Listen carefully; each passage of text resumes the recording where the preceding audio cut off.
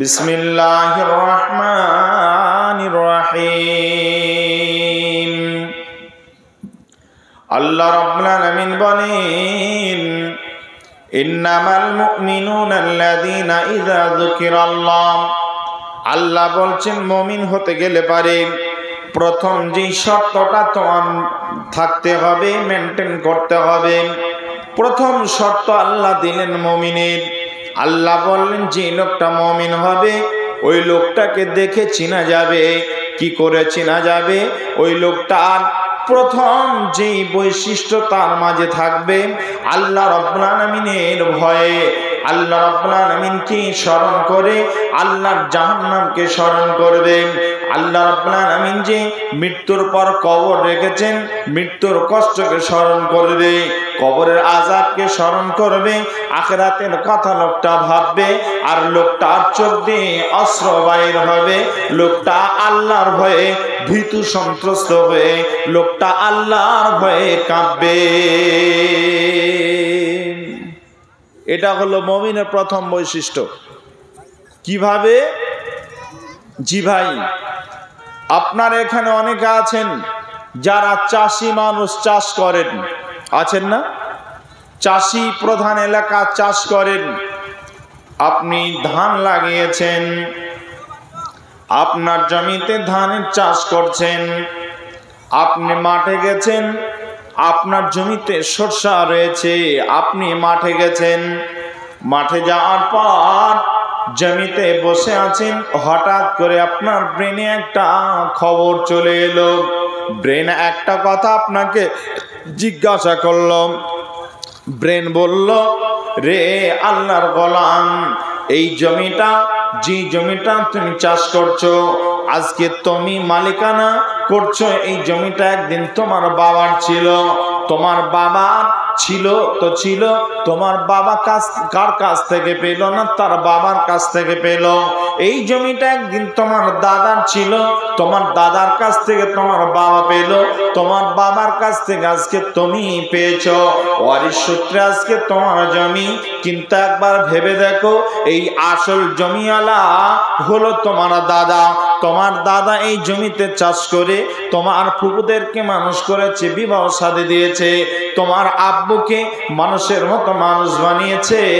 ওই লোকটা মানুষ বানাতে গিয়ে কত পরিশ্রম করেছে, কিন্তু লোকটা নামাজ ছুটেছে, সন্তানদের প্রতি খেয়াল রাখতে গিয়ে লোকটা জোহরের নামাজ ছুটে গেছে, আসরের নামাজ ছুটে গেছে। লোকটা এখন মৃত্যু হয়ে গেছে, কবরের বাসিন্দা হয়ে গেছে। লোকটা কি হালাতে আছে একবার কি তুমি ভেবেছ? লোকটা কবরে কি অবস্থায় আছে এটা কি তুমি একবারের জন্য চিন্তা করেছো? জি বাপ, তোমার এই জমিতে কষ্ট করে অনেক পরিশ্রম করে তোমাদের জন্য মেহনত করে মানুষের মতো মানুষ বানাবার চেষ্টা করেছে। ওই বাপ আজকে তোমার কবরে জিন্দেগি পেয়ে গেছে, সে বাপ আজকে কবরে চলে গেছে। একবারের জন্য ভেবে দেখেছো কি তোমার এই আব্বুর যে জমিটা ছিল, যেখানে চাষ করত, এই চাষ করতে এসে তার জহর ছুটে গেছে, আসর ছুটে গেছে। এই জহর আসর ছুটে যাওয়ার কারণে লোকটা কোন অবস্থা আছে? কবরে তাকে ধরে নিয়েছে। কবরে নবীজি বলেছেন, একটা নয়, দুটো নয়, মানুষ যখন মারা যায়, বিশ্ব নবী বলেছেন, একজন মুমিন, যে লোকটা মুমিন হবে ওই লোকটার মৃত্যুটা কত কষ্টকর হবে। বিশ্ব নবী আমার যেদিন মারা যাচ্ছেন, মা আয়েশা রাদিয়াল্লাহু তাআলা আনহা নবীজির ব্যাপারে বলেছেন, আল্লাহর নবীর স্ত্রী মা আয়েশাকে জিজ্ঞাসা করা হলো, রে আয়েশা উম্মাহাতুল মুমিনিন, আপনি বলুন আমার নবী যখন মারা যান ওই সময় নবীজির অবস্থা কেমন ছিল? আল্লাহর নবীর স্ত্রী আয়েশা রাদিয়াল্লাহু তাআলা আনহা চোখের পানি ছেড়ে দিয়ে বললেন, নবী আমার যখন তিনি ছটপট করছিলেন, আমার এই রাঙের উপরে মাথাটা রেখেছেন, বিশ্বনবীর শরীর থেকে এত জ্বর, আমার মনে হলো নবীজি এই জ্বরে আক্রান্ত করার কারণে জ্বরে নবীকে এমন ভাবে আক্রমণ করেছে, নবী আর হয়তো বাঁচবেন না। নবী আমার ছটপট ছটফট করছেন, কোন সময় জ্ঞান ফিরে পাচ্ছেন, কোন সময় বেহুশ হয়ে যাচ্ছেন।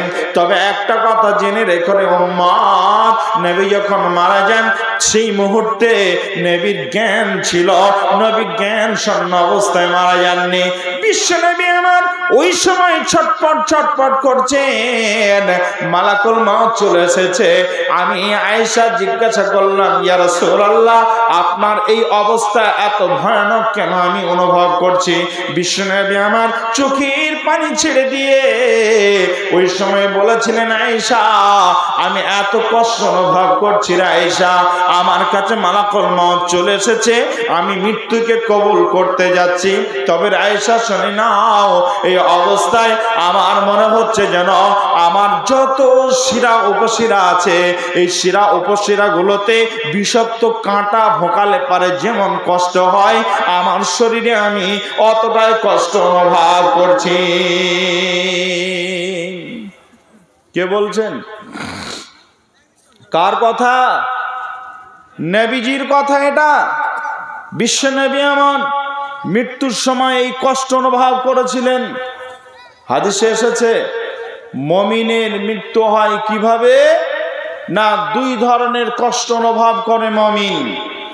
একটা জীবিত মানুষকে, একটা জীবিত জানোয়ারকে তার শরীর থেকে যদি খালটাকে ছিলানো হয়, খালটাকে ছাড়ানো হয়, ওই জানোয়ারটা, ওই জীবটা যেমন কষ্ট অনুভব করে, একটা মানুষের শরীর থেকে যদি চামড়াকে খিলিয়ে নেওয়া হয়, ছাড়িয়ে নেওয়া হয়, ওই লোকটা যেমন কষ্ট অনুভব করে, একজন মুমিনের মৃত্যুতে এতটাই কষ্ট অনুভব হয়।